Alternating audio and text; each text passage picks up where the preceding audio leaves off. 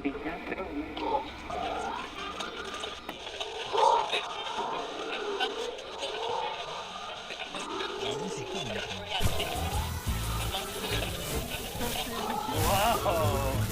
So this is Radioland, huh?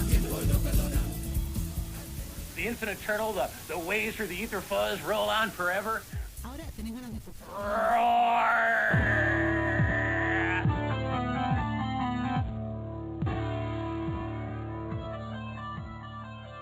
This is Death by DVD, and you are listening to Harry Scott Sullivan, your host. I'm Linnea, and I like Death by DVD. It's a statement. And on this episode, I am very excited to announce two special guests. I've got some really wonderful filmmakers here in the graveyard with me, and they are going to tell us everything about their art and how they make films. With me, I've got the co-writer, director, and star of Ambrogio, the First Vampire, Alex Javo. And we've got the producer and co-star Angelina Buzzelli here with us now to tell us everything about Ambrogio, the First Vampire, and of course, as I just said, the wonderful art that they make. Alex, Angelina, I cannot thank you both enough for being here and spending time with me on Death by DVD. I appreciate you both so very much. Well, thank you so much for having us, Harry, and it's an honor and it's really a pleasure to, be able to talk about our new movie. Excited to be here. Thank you. Starting just right off the bat, I want to hit you guys with kind of a more difficult question, perhaps. I found Ambrogio, the First Vampire, to be not just fun, but a very, very refreshing movie that comes from a very old genre. And so many of these films, all vampire films, almost run off and seem like the same thing over and over again. Both of you created something that just seems so new, and it combines multiple genres without relying on horror or violence. How did you guys come to make this film? Well, I came to this particular story with, as you know, I've been an actor in Atlanta for coming up on 8 years, and with shows like Vampire Diaries, the originals, and Legacy shooting here, and Atlanta's got a big horror film movie base and stuff where there's a lot of people doing, like thrasher stuff and naturally vampire stuff comes with that.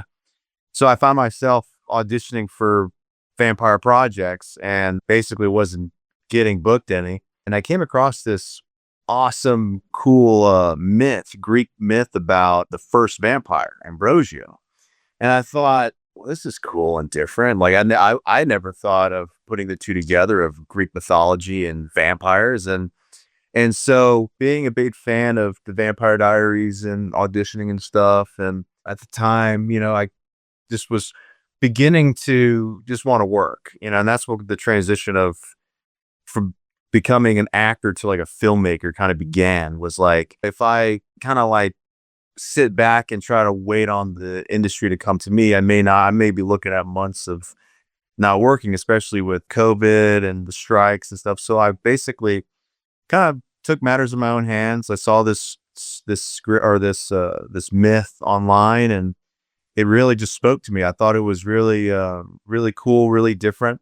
And this was just a cool opportunity to bring this story that's never been told to the screen. I actually did the short film version of this back in 2019 with my mom behind the camera. Back when I, awesome. didn't know anything about cameras or lighting or sound.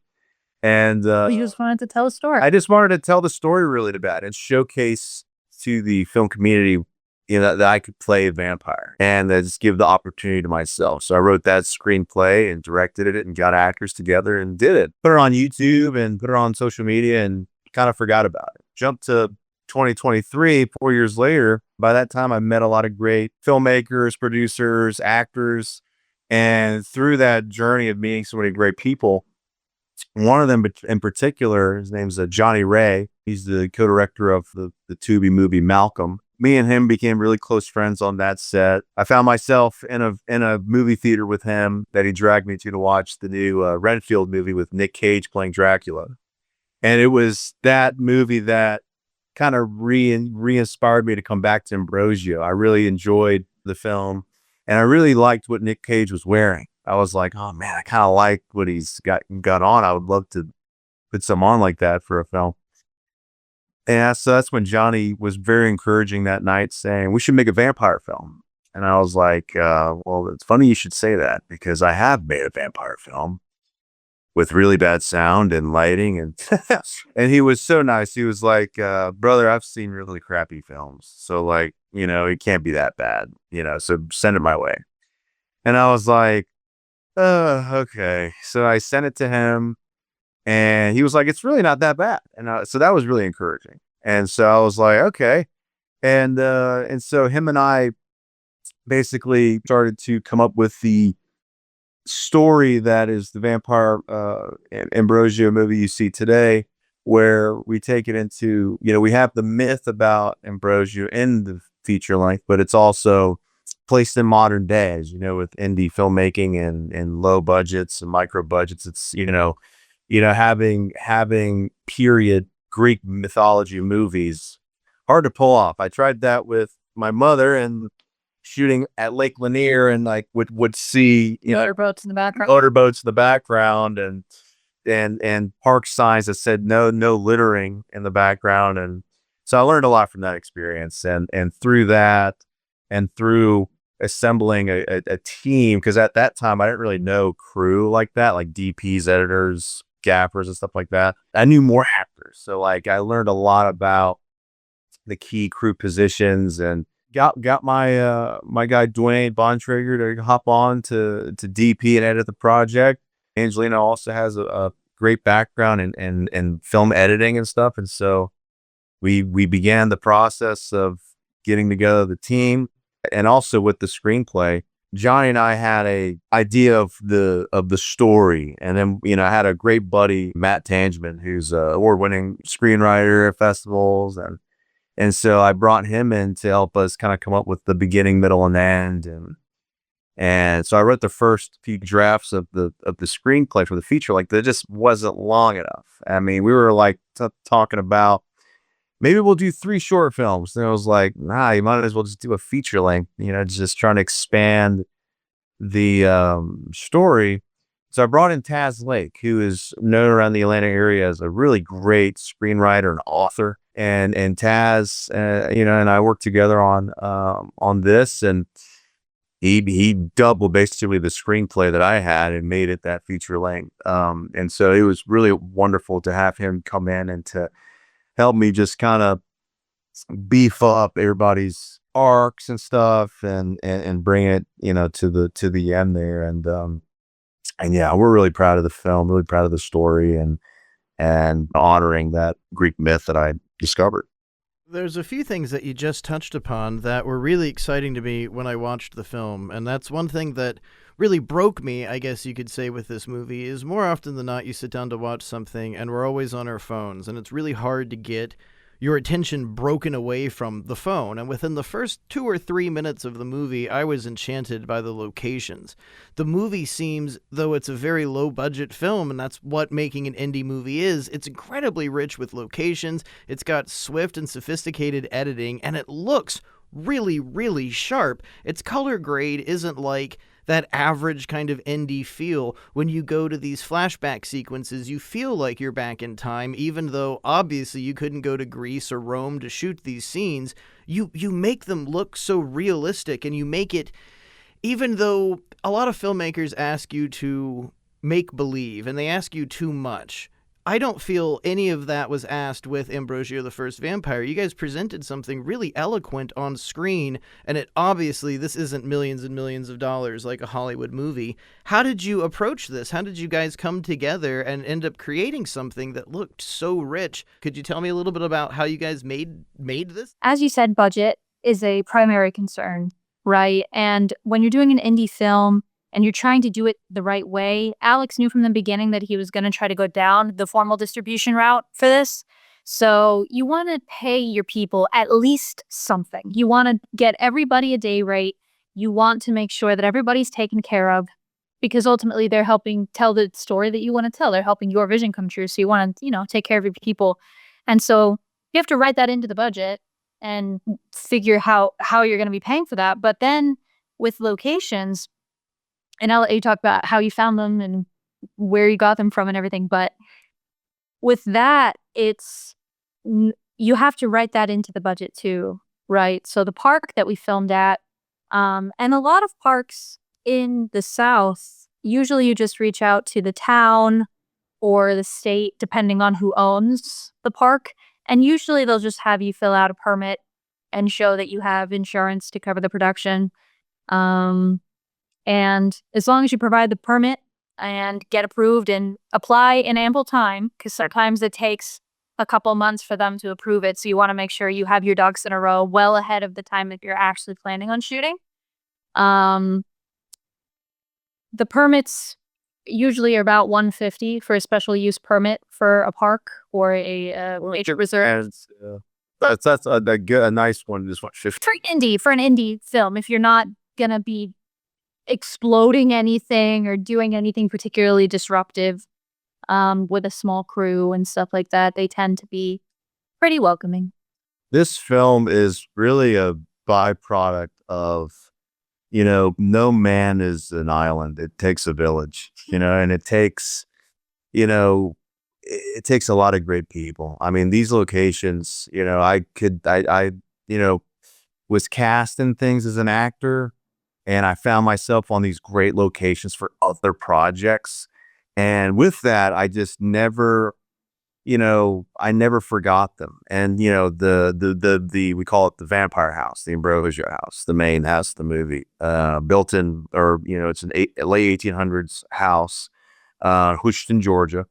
And years ago, I was on a TV pilot that was shooting there, and it ended up being, reshot at another place and stuff. So I just found myself in this house and was just fell in love with the place. I just loved, I love old stuff. I love nostalgia and things and old cars and stuff. But this particular house gave me a Tim Burton Batman Wayne Manor type of feeling, inside and with all the antique stuff. And when I was writing the script, I just had this house in mind, and for the park back in Loganville, that's another one. I mean, another great contact, Dave Rajkumar, that brought this location to my attention with all the great Greek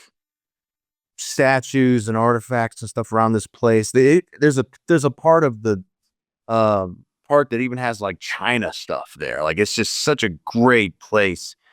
A lot of great photo shoots are done there, and wedding shoots and prom shoots. But yeah, I was asking him, I'm reaching out to my filmmaker friends and asking about locations and, this particular project, where could I do a ancient Greek scene? And so he knew it, and he pointed out this place, and me and him went and looked at it and loved it, So, I mean, it takes a village. I mean, I couldn't do this movie without, Angelina, Dwayne, Keith Cole, Johnny Ray, David Vielig, JC Sinanis, part of my crew. I mean, it's Noah Marconi did wonderful music. I mean, it really does take a village. And Dwayne did such a great job with the color grades. Yeah, Dwayne did the color grade. Beautiful. Dwayne did it, yeah. So, yeah. So how did you both meet and decide to become a filmmaking team? Well, I don't know if it was a deciding to become a filmmaker team, more than it was decided for us that we were meant to be a filmmaker team.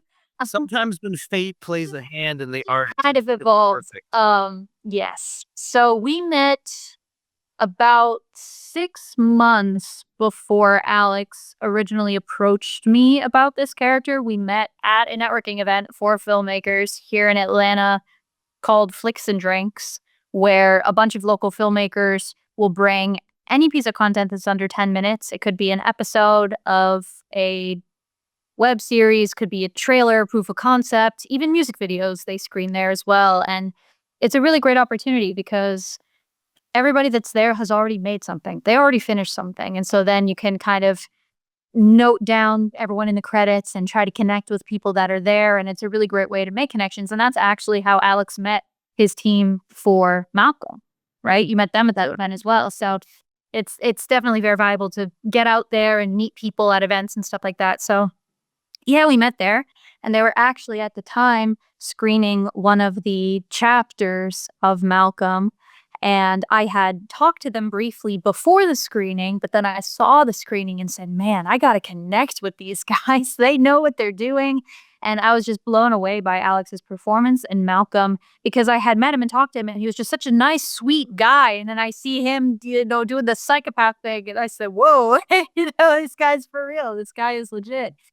And so then I exchanged information with all of them after the screening, and he ended up casting me in a small day player role for the last chapter of Malcolm, or I guess, yeah, you were filming like the beginning and the end, yeah. So anyway, the last weekend of Malcolm, and we just had so much fun that day. We were playing siblings for that role.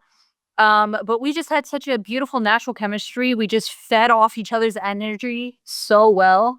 And it was really just a blast. And so when he originally pitched the script of Ambrogio to me, I was intrigued by it, but I'm not a huge horror person. I don't like being afraid. I don't like scary movies or horror movies. And so when he said vampire, I was like, send me the script when it's done and I'll, look it over and stuff. And originally, he had me in mind for a smaller part in the film. But then when Taz had finished the feature, Alex sent it over to me and said that he was interested in having me play Sarah. And I think my reaction was, are you sure? Jumping from day player to lead.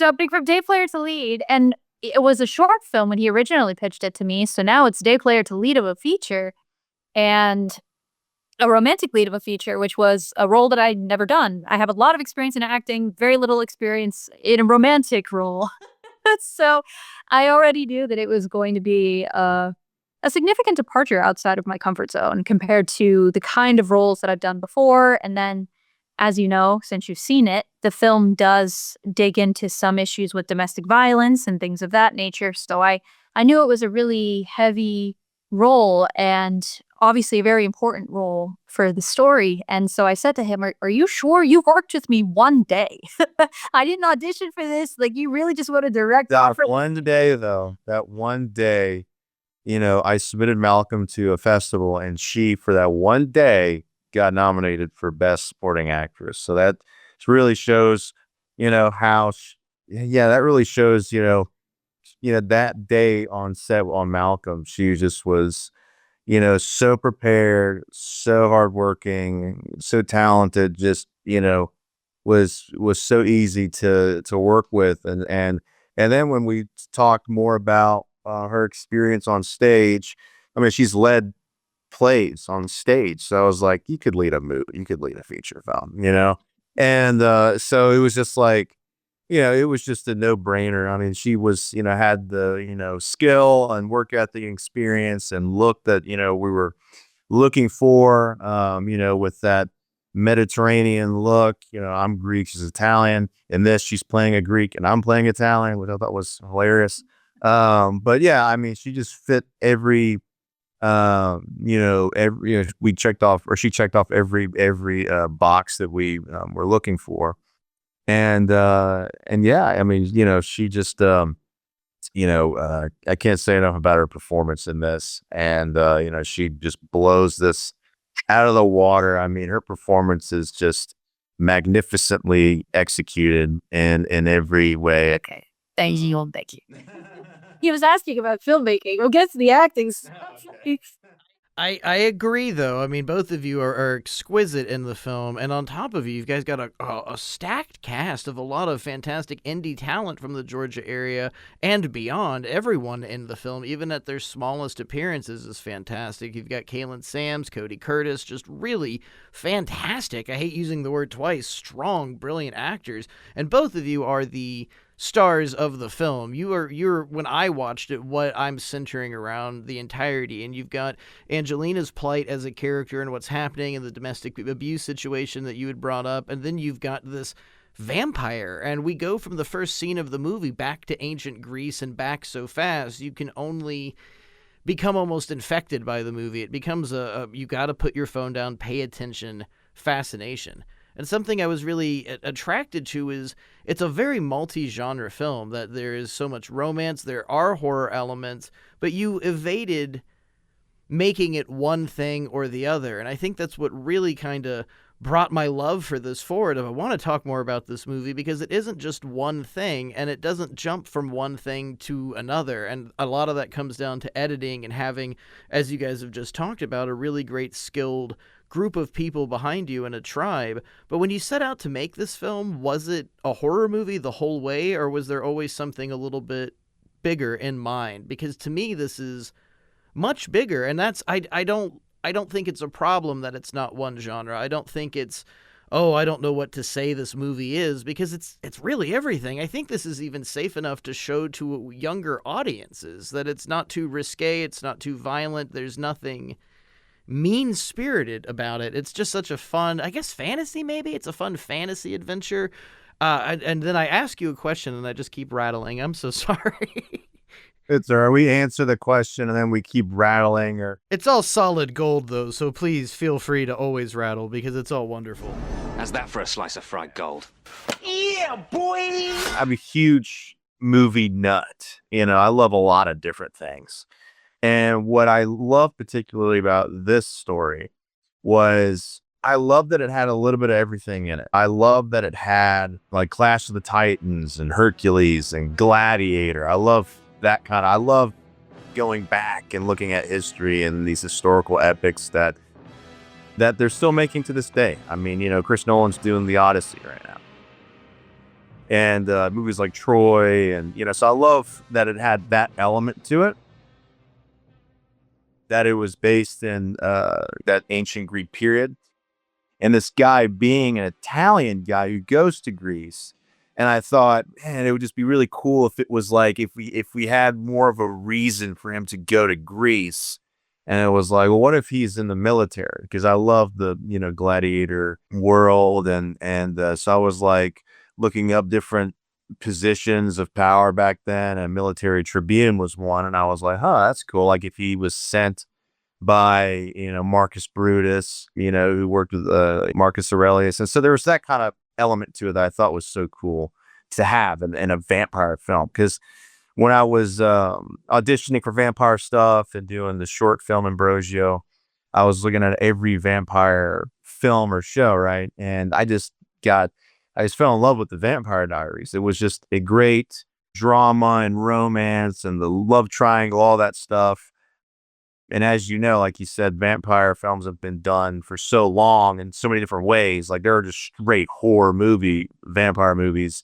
But then there's like comedic ones like Renfield. You know, you got your Nosferatus, you got your Dracula Untold, you got your Dracula 2000. You got in an Interview with a Vampire was my favorite one. I saw that and was like, gosh, it just has its flair. It just had its flair of like charm mixed with intensity, mixed with it just had a little bit of everything. And that's where I was like, man, I loved Brad Pitt and Tom Cruise in it. I love the way they dress and everything. And I was like, okay, so that is definitely a, you know, inspiration here, and Gladiator. And I'm also I like to think that I'm a hopeless romantic by heart. I mean, I grew up with women. So like watching The Notebook, watching movies like that, rom-coms growing up, I always thought of this story as a love story. And with it being And a love triangle. And with it being the myth, it being about Apollo, that because of Selene falling in love with Ambrogio, he curses Ambrogio, which starts the transition.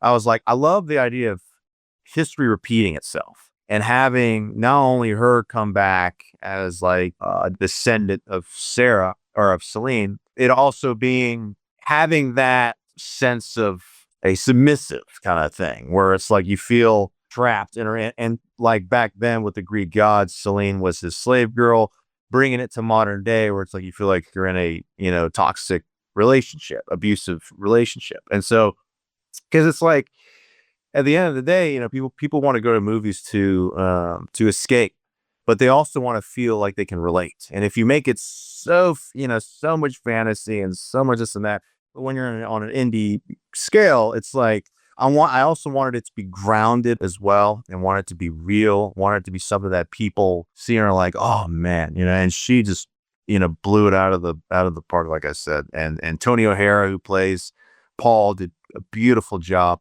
with his character and choreographing the stunts. She choreographed the dance that we do in the movie. And yeah, it's just all those things are kind of what I at the beginning just thought was so interesting about this story, and wanted to bring those kind of elements to it. Because you're right. I mean, it's not a just straight up horror movie about a monster. It's a romance, historical fantasy type thing. Well, because I think the other thing that's important to mention is one of the reasons why you do write and direct is to play a certain type of character that you're not getting booked, right? And so you didn't want to play a villain anymore. A lot of the roles that you have been getting were villainous. Like Malcolm is a bad guy. A lot of these other parts that you had been getting were bad guys. And so you wanted, so you wanted to play a hero. You wanted him to not be a villain. And even in Renfield, Dracula is the villain. He's the antagonist. But here you have Ambrogio as this charming kind of hero. And so that was a big, I think, reason behind the unique genre. It also is because what you as an actor were trying to accomplish through creating this world and through telling the story was developing somebody who has a lot of layers to them, has a lot of levels to them, but at the end of the day, has a good heart, wants to do the right thing, and is willing to do what it takes and make sacrifices for the people that he cares for. That's absolutely. No, I couldn't have said it better myself. I assure you, the grudges of the gods exceeds the minds and lives of mortal men. I never thought the vampire myths were real, only based in fear. History has lied. The blood, the moon, the blood will run. My name is Ambrogio. To whom do I owe the pleasure? Sarah Paulus. You are just like her. Like who? By all I have in me, I swear, tonight will be your last. I would like to see you try. It's been a long time, Count. Work as an actor, I mean, you take what you could get, and a lot of times you walk away doing roles, and even though you just love to just be an actor and to just be able to book, because a lot of people can't, that you also sometimes walk away with not feeling fulfilled in a way, because like as a boy, all I ever dreamed about being was to be the lead, the star, to have it be my story. And so that's what kind of drew me to writing and to directing. And yeah, I mean, I'm a huge fan of the anti-hero type of characters, Red Hood and Batman or Wolverine. These guys have a lot of, as we've seen, they have a reason, like with Ambrogio, he didn't really kill to just because he loved killing. He killed because that's the only way he can survive.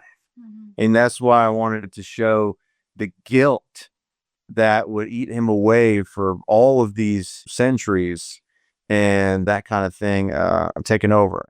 Well, there aren't really many sympathetic vampire stories. You've mentioned Interview with a Vampire, which the character Louis we get a lot of sympathy for, and he's a vampire that is very guilt-ridden, overkilling or harming. With Ambrogio, you have the sympathetic vampire and the plight of its addiction, I guess you could say. You see how he was cursed. You understand that it's not something vicious in nature. And I think what makes the movie really ideal and makes it perfect in the long run is that you've got this romance that kind of swindles its way into the story. And you see it happening, but you're not really aware until it hits. And it's these two characters are perfect. And as Alex has discussed, you guys have wonderful chemistry together, and that one day at work was enough, and it very much is present on screen. But you have a great cast of other people that even just appear mildly in this movie. I think I mentioned earlier you've got Kaylin Sams, who is a local Georgia actor. I absolutely adore everything that Kaylin's in. You've also got Cody Curtis, a really, really strong local actor in the Georgia area. How do you find these people and build this cast of players? Because there they're all just there's not one person in the movie that flubs their lines or goes south. Everything is so firm and it fits. It's really perfect. And the cast, along with how wonderful it looks, I know I've complimented that before and we've discussed it, but your cast and your players as well, with the editing and the smooth transitions, just I can keep going with how great it looks. How did you find these people? Where do you find these people? Even not just for this film, but I do think we have some independent filmmakers that listen to Death by DVD. So all of you out there listening in Radio Land, get your notebooks out, write this down. You might learn something about how to cast your film in the future. For me, it was a byproduct of being a working actor. Again, I mean, I met all of these great actors through working. I met Kalen on the movie Left One Alive. I met Cody Curtis on Left One Alive as well. And Ford Nelson, Nicoa Salas that plays Dracula, Tony O'Hara. I mean, all these guys. You either worked with directly or someone else in the cast had worked with directly. Right, exactly. And it was just like, no one auditioned for this film. They were all direct offers. That's awesome. That's really cool. And because it's like, not to say that filmmakers shouldn't hold auditions. It's just, I've worked with them up close. I've worked with them on set. I've had scenes with them. So I knew that they were what they were made of from those experiences. They show up to set on time and they're prepared and all those things. And they care. But also when casting this, I also know what some of these guys, strengths, weaknesses. I try to take into consideration what maybe they want to do to make it interesting for them with their career and challenge them. Nicoa Salas is a great comedic actor. I mean, he's always acting on projects as a clown. I mean, he is just hilarious. And so great with puppetry too. Great with puppetry. He's great at improvising. Really great guy and a great actor. And so, but what I wanted to do was I wanted to give him a villain. I wanted to see what he could bring to a character like Dracula that's been done over and over and over again.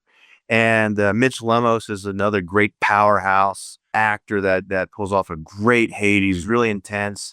I often will get cast where I'm like required to do an accent, whether it being European or South American or what have you. And for me, I'm always trying to strive for authenticity in my acting choices and to just fully try to commit to wherever the person's origin is, where they live, where they come from and all this stuff. And a lot of times you watch those historical epics and everyone's got an English accent. I mean, everyone's from England, but they're like in Rome. And so I was like, I really want my character to have an Italian accent because I want, the Italian people or whatever or people in general to connect those to where, oh wow, he's actually doing an Italian accent. And same with the Greek gods having Greek accents. I mean, Kalen Sanders did an awesome Greek accent. I mean, it was just really wonderful. I asked them to do that and they really delivered. And I really appreciate that they invested the time. And when you're getting seasoned, talented people on your set, just makes your life so much easier to be able to guide them towards your vision. That's a byproduct of being in the industry and working and keeping an eye out for people in casting and their abilities and stuff. Because being on set with somebody reveals a lot more about that person than an audition ever could, right? Even if you do in-person auditions, which you don't see super often anymore, but if you've worked with people, you know that they're going to show up prepared. You know that they're going to know their lines. You know that they're going to give the same care and passion for this project that you feel for the project.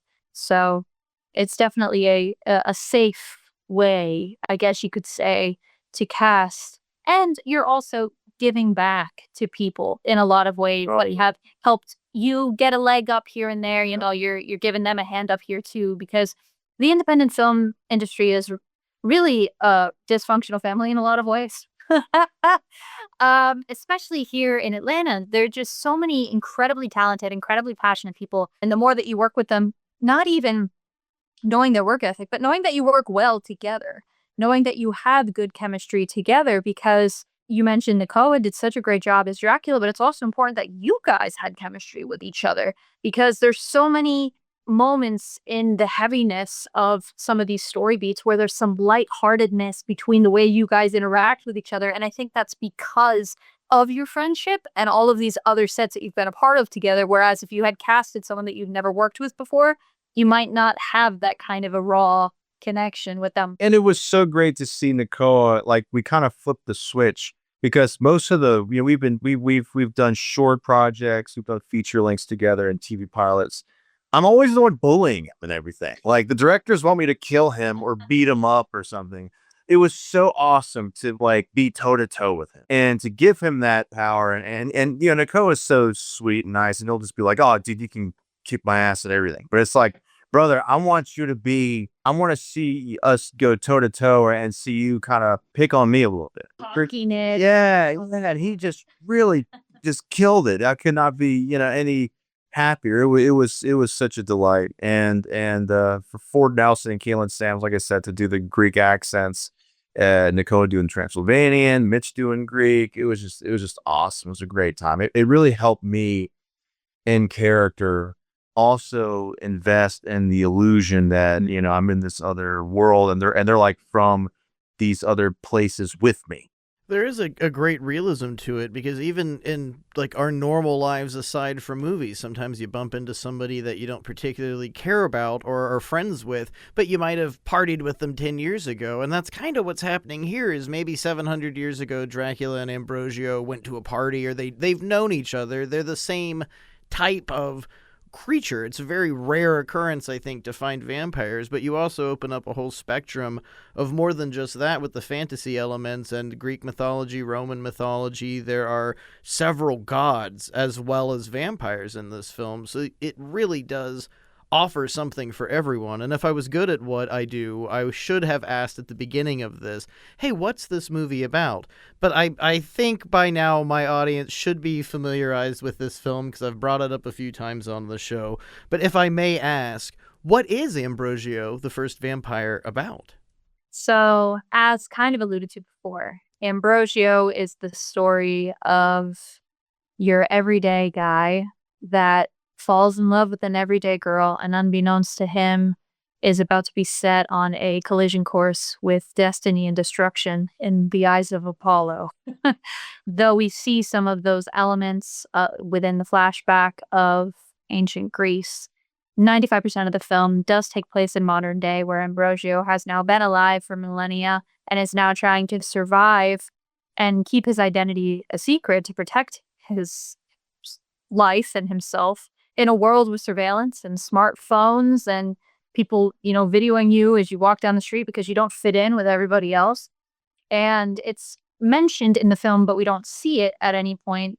But it's made to assume that Ambrogio has had to go from city to city, because as soon as they find him and figure out who he is, they show up with the pitchforks and the crucifixes and all the wooden stakes and all those fun things to try to get rid of him.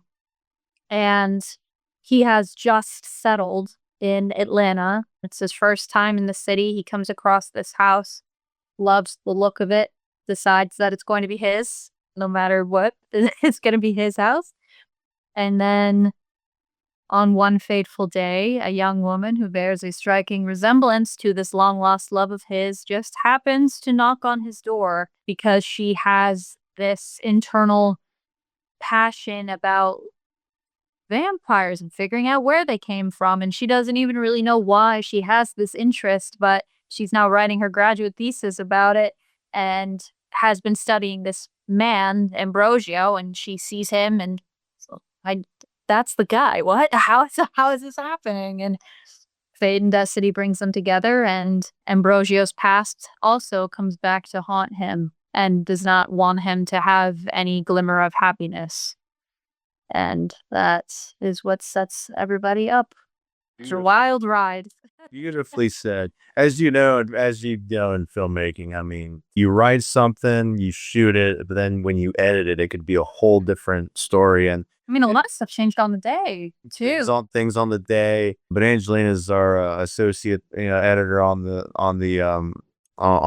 film, and so with putting scenes together, I was just want to see point of view of the story. But yeah, it's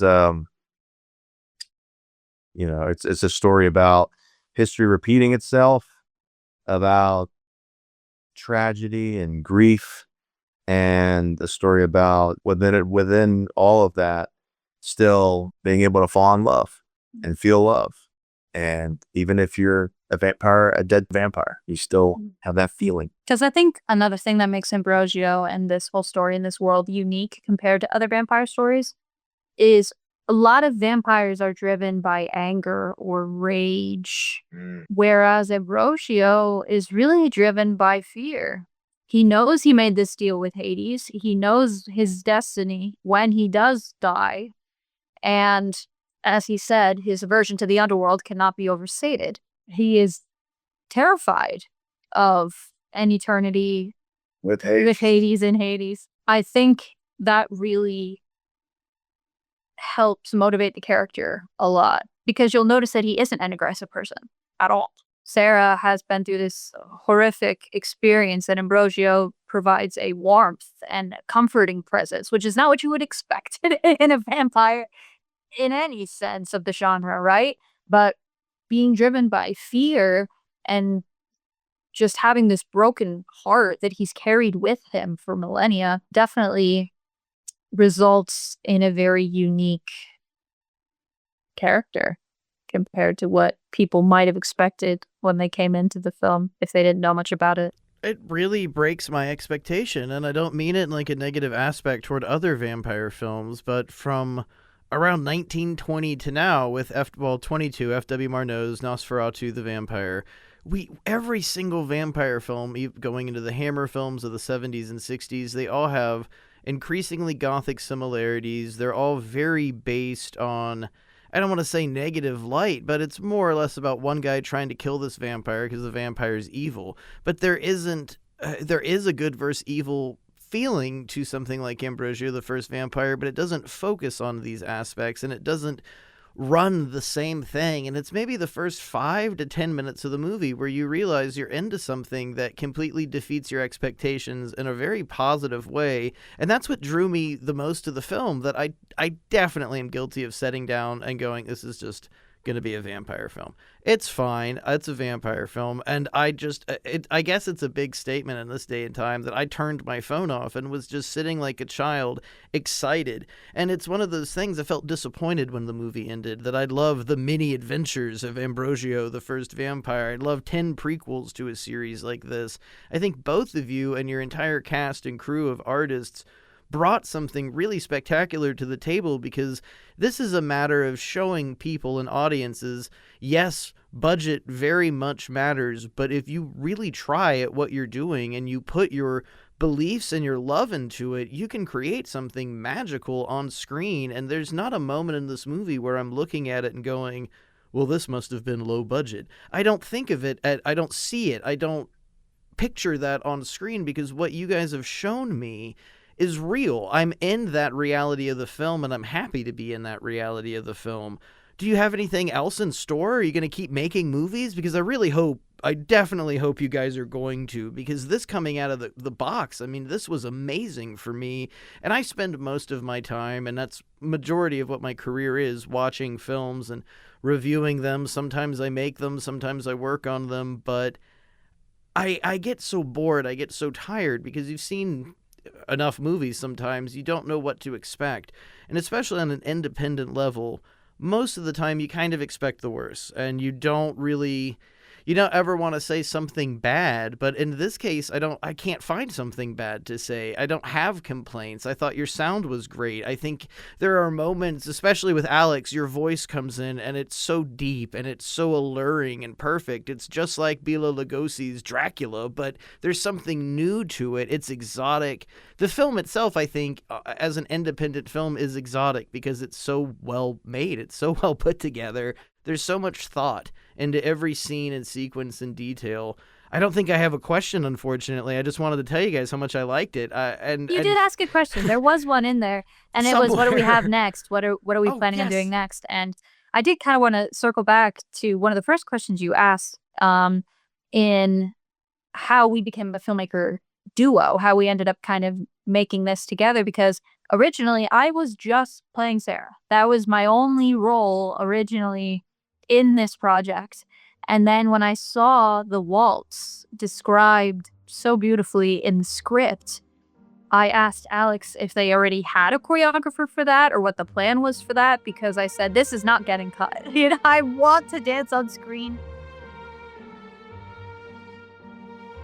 I danced before I acted as a child, and I've been a huge Dancing with the Stars fan for many years, and so I love a waltz. Love a waltz.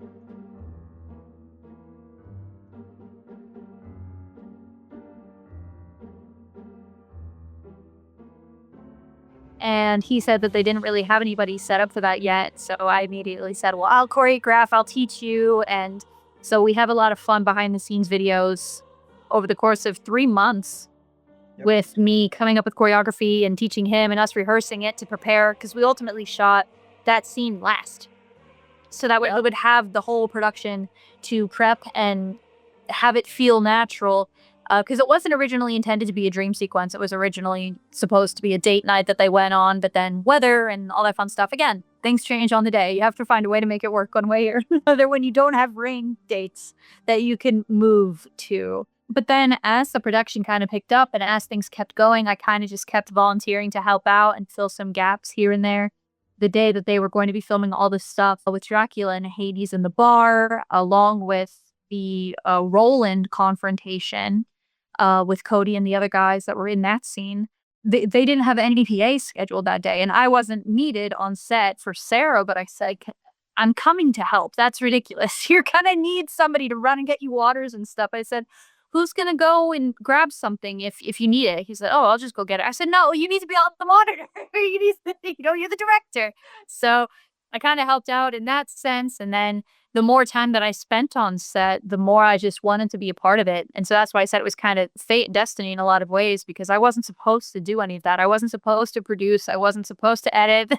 Those are things that just kind of evolved over the course of production, and being an assistant director and helping out with scheduling, helping out with making sure that we had time to film everything that we were going to do, and making sure we were working efficiently. Was it the dailies, or was it on set that like made you see this thing and go like, oh, this has like real potential, like I want to like be involved behind the camera as a producer?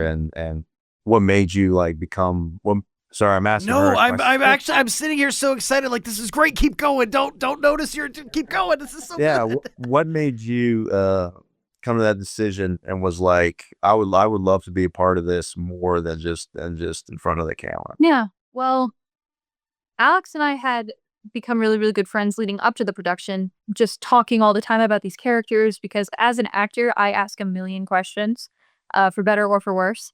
And so I would give him a laundry list of questions, some of which he had clean answers to and some of which he hadn't really thought of. And that's what you want in your actors. I mean, to all the directors out there, if they ask you a ton of questions in acting class, they tell you, they beat into your head to ask questions. Viola Davis asks a million questions. Meryl Streep asks a million questions. And it's only to serve the performance. And what they also tell you in acting class is, if there's not an answer, like the director writer doesn't have an answer, you must answer it yourself. That was one of the signs from Malcolm where I was like, she's a legit, real, like professional actress. She knows the game. But anyway, continue. The dailies was definitely a big part of it, and also just being there, because again, it was the second day on set that we filmed all this stuff at the bar, right? Yeah. So we had done the Greek stuff first. That was our first day. We were shooting here in Atlanta in January in togas. It was very cold. It was barely 50 degrees that day. It's very chilly. But I just saw how passionate this whole team was, and hardly anybody complained, even though we were all freezing. Everybody was just there on a mission, and Alex had such a clear vision of what he wanted. And so I was kind of seeing the shots come to life. When Alex would go and look at the monitor, I'd kind of peek over and try to get a glimpse of it myself. And I just immediately saw between Alex and Dwayne as the DP, I just saw how beautiful this film already was. And so when it came to looking at the Ambrogio house, because originally he had a completely different cabin planned for the shoot, just because it was going to be a lot more affordable for us to use. And I knew that he had pictured this other house in the vision when he was writing the script. And so I said, we gotta make this happen one way or another. Like, reach out to them. Is the house still available? This was what, 2 or 3 weeks before we were supposed to shoot. It was so last minute. And I'm so glad that we did, because every single shot in that house is just breathtaking. Absolutely breathtaking.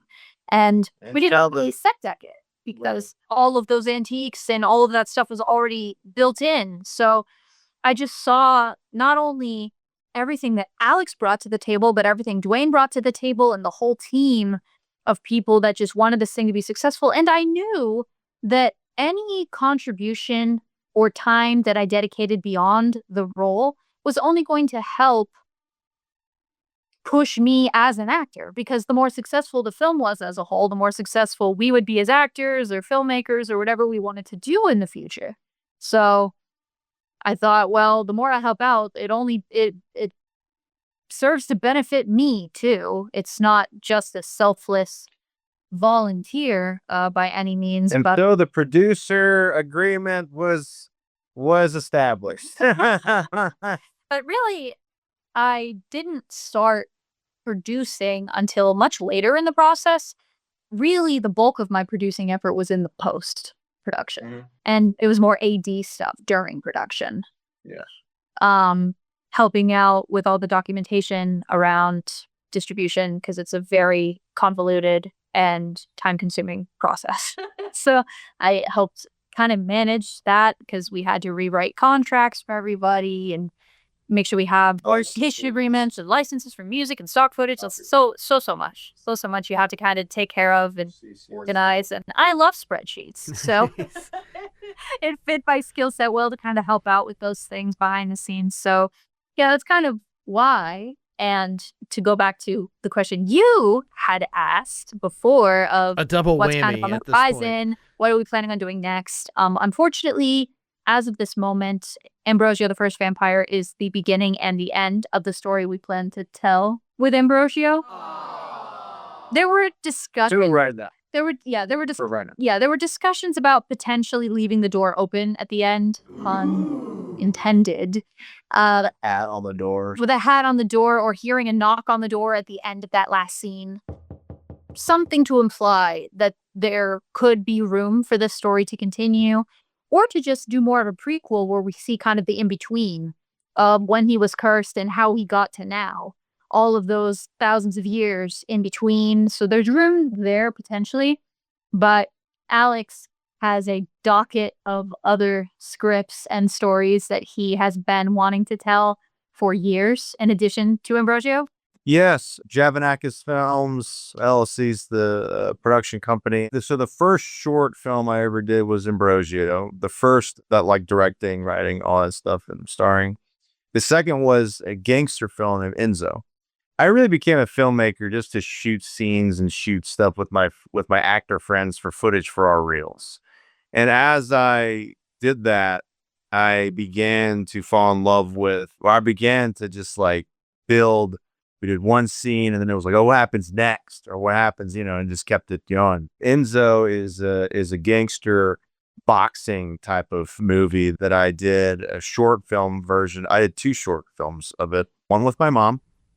Nice. And that was bad sound. And the next was I used that to pitch to producers for the short film that we did in 2021 that's available on YouTube. Won awards and was pretty well received. So it's a lengthy short. It's 30 minutes. But yeah, I've been using that to pitch for the feature length. I have the feature length written, first vomit draft as they call it. But yeah, that's definitely the next one for me to direct. I love a lot of different movies, but this one's got like a lot of my favorite movies of all time inspired. It's like a Godfather, Rocky, Raging Bull, Goodfellas, Once Upon a Time in America, like hybrid. with using Marlon Brando's On the Waterfront from his first Oscar win in '54 as like the catalyst for like the plot or whatever. But yeah, that's one thing about art. You know, you just pull from all your paintbrushes are all from all these different places of inspiration, and that's the next one for me that Next feature. the next feature. As an actor, I've got projects and feature films, short films that I'm working on and a part of, as some as a producer, some as, you know, just the actor. That's for me. Yeah. And for me, it's funny that you mentioned Cody Curtis, because Cody and I are actually both from Maine. We both grew up in Maine, and both found ourselves in Georgia to pursue film. Small world. That's Very amazing. small world. So I had known of Cody for many years prior to coming across him here in Georgia, just because the film and theater community in Maine is even smaller than it is here. So everybody kind of knows of everybody, even if you've never worked with them directly before. And Alex also has his film festival, the World Film Championship, in addition to Javanakis Films. And right around the time that we were in pre-production for Ambrogio, he had done his quarterly festival for the World Film Championship. And Cody had a screenplay that he had submitted for that and won for Best Screenplay. And so I reached out to Cody. I kind of used that as an excuse to contact him because we'd never actually connected at that point. And I said, hey, I don't think we've met officially, but we have a ton of mutual friends between Georgia and Maine, and our worlds keep almost colliding. So I'm just going to say, hi, nice to meet you. I'd love to read this script that you did. It seems really interesting. And so he sent it to me, and I was immediately just drawn into the world that he had created in that script. And I had asked him a lot of questions about the characters, and I had given him some notes or little grammatical things that I had found. And so then I would send him notes. He would send me a new draft. I would send him notes. He would send me a new draft. And long story short, he asked me to come on board and basically rewrite the story with him because he had written it years prior and hadn't really touched it until he submitted it to your festival. So long story short, now over a year later, the feature script is in the festival circuit and doing decently well. We've gotten some really wonderful feedback from some of these festivals, and we are currently in pre-production for a proof of concept that we're going to be filming in Maine this fall that I will be directing. That's wonderful. That's so exciting. So hot off the press. We got the scoop here at Death by DVD. You get the full scoop.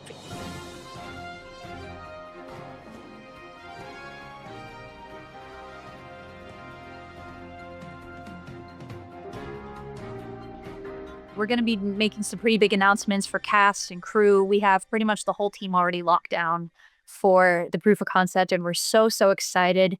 It's going to be a SAG micro-budget project because one of our lead villains is a SAG actor who is incredible. We're so excited to have him attached to that. God knows when we'd actually go about filming this feature because it's pretty big for our britches. We have some pretty high hopes for this. The project is called Whatever It Takes, and it is a thriller that revolves around a woman whose little sister goes missing. Well, younger sister, she's an adult. She goes missing, the case goes cold, and she basically takes it upon herself to find the people responsible for her sister's disappearance. And while searching down a previously thought dead end, she comes across a group of some suspicious individuals that she thinks could be responsible. And she voluntarily gets herself kidnapped by these people in order to see if they have any information or know anything about her sister. So Whatever It Takes that's the next big project for me. But I also have another script idea that I've been developing, and that one is a lot more mental health focused. So I'm really excited about that. I haven't sat down to write it yet, but I have a pretty solid idea of the story beats and things like that. So stay tuned. I've definitely fallen in love with all elements of storytelling and filmmaking beyond just acting, because that's what I came down here to Atlanta to do, act. But it's just... That's what I started doing. Just wanted to just be an actor. It's just kind of intoxicating. And when you find passionate people to work with that share the same energy that you have for this thing that means the world to you, it's easy to kind of find yourself wearing all of these additional hats. And Alex and I have made a couple 48-hour film projects together that I wrote or he directed. I've and seen a few of those, and I really like them.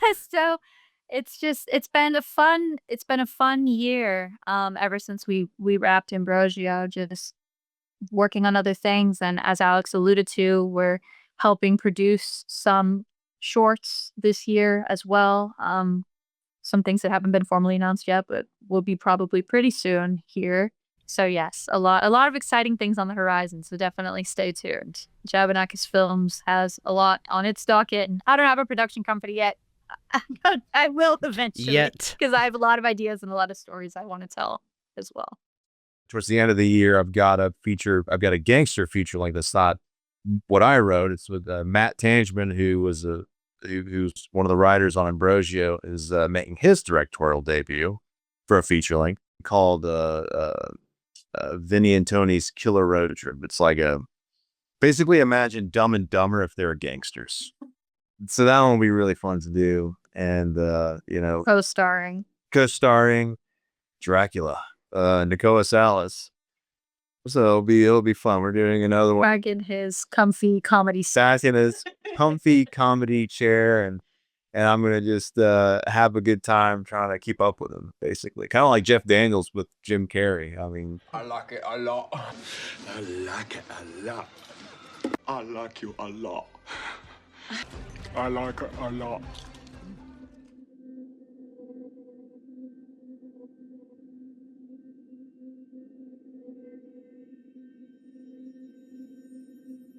I assure you, the grudges of the gods exceeds the minds and lives of mortal men. I never thought the vampire myths were real, only based in fear. History has lied. The blood, the moon, the blood will run. My name is Ambrogio. To whom do I owe the pleasure? Sarah Paulus. You are just like her. Like who? By all I have in me, I swear, tonight will be your last. I would like to see you try.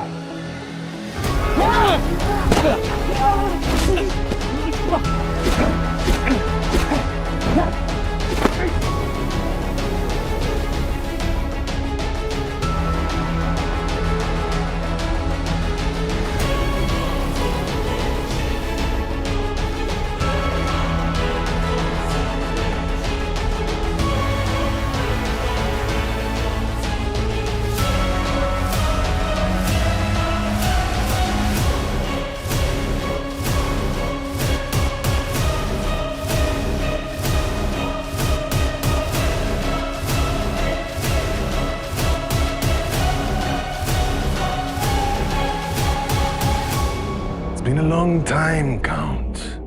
I'm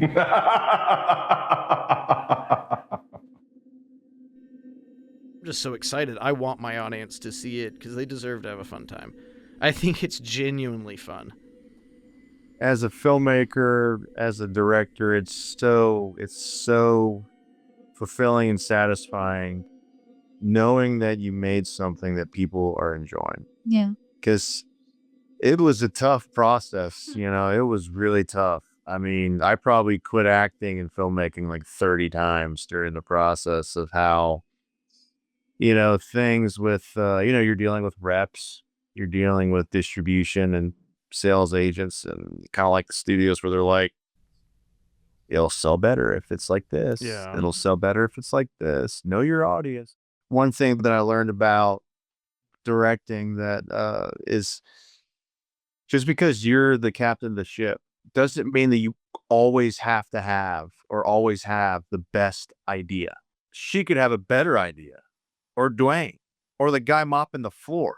Like, it's like, it's the best idea wins because it's only going to elevate your movie.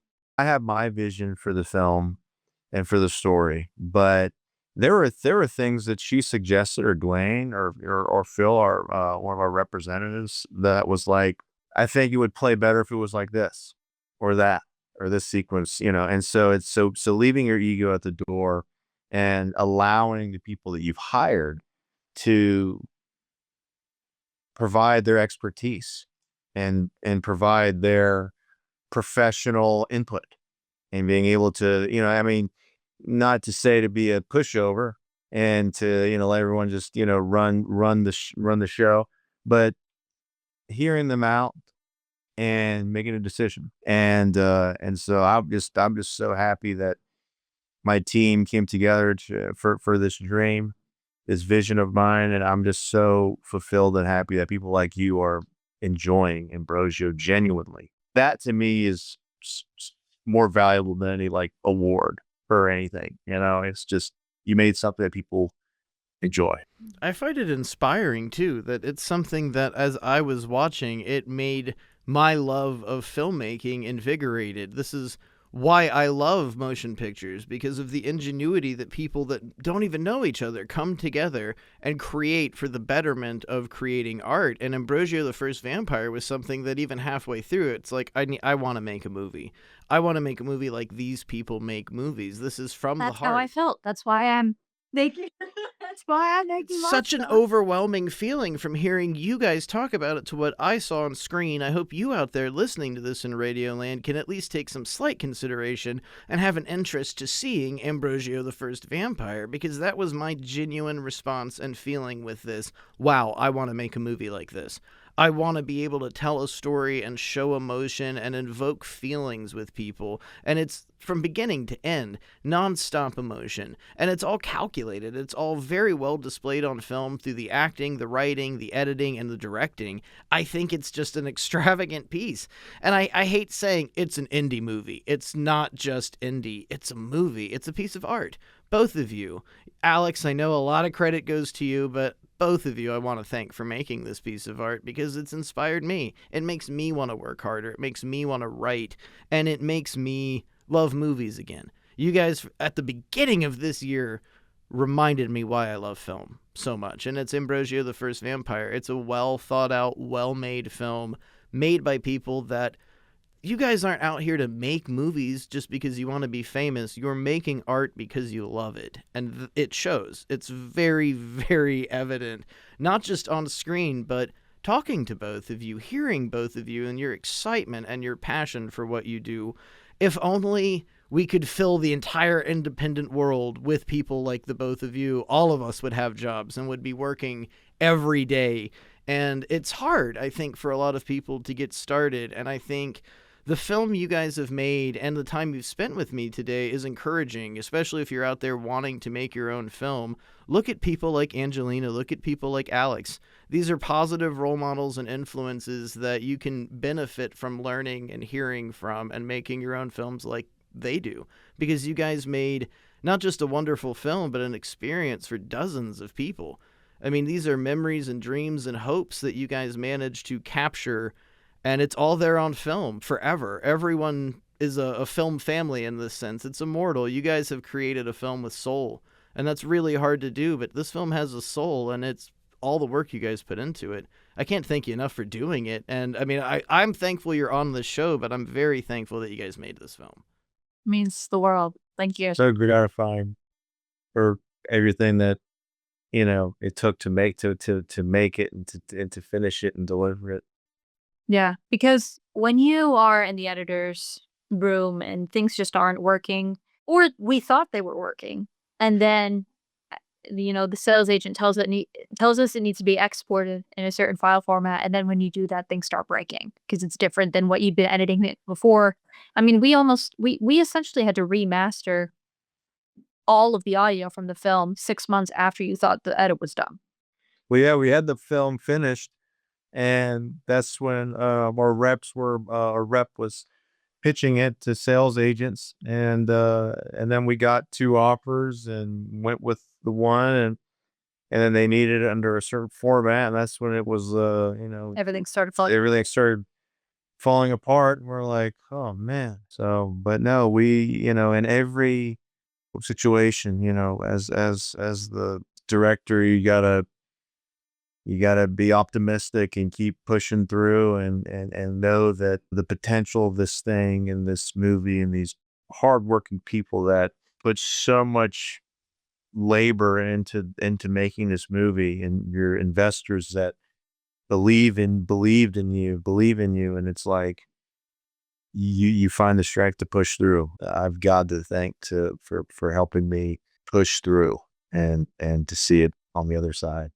Well, before we get out of here and we end this episode, I would like to ask both of you, are there places that my audience and everyone out there in Radioland, how can we find more about Alex and Angelina?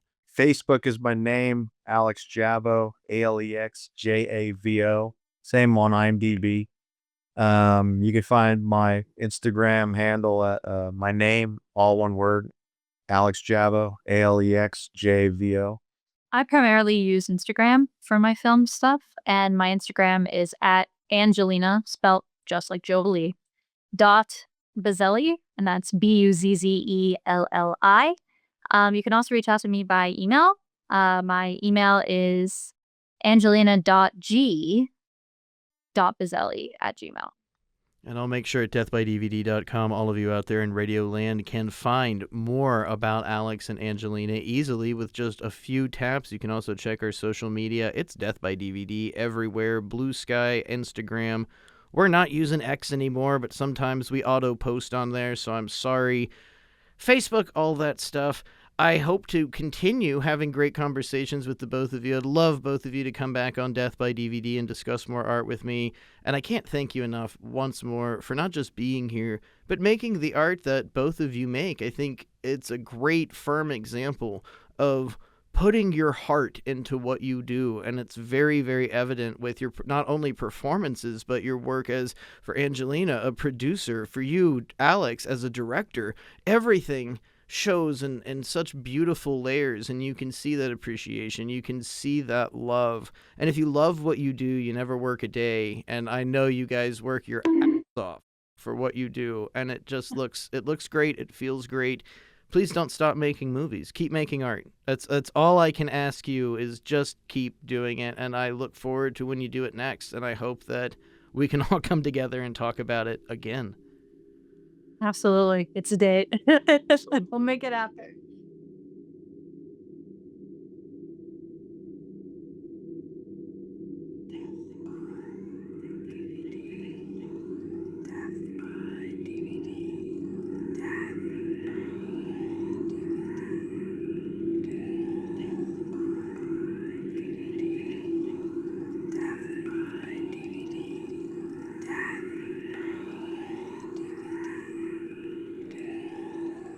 Well, that's the end of this episode of Death by DVD. I appreciate all of you out there listening and supporting my work. The ashtray is full and the bottle is empty. Pleasant tomorrows. Death by DVD is recorded in front of a dead studio audience.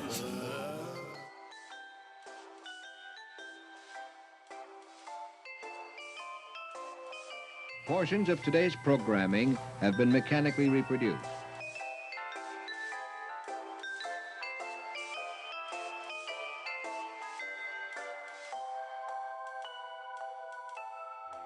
Death by DVD is broadcast from on top of the blue crystal Sunshine Mountain in any town, USA, with transmitters on top of the Empire State Building.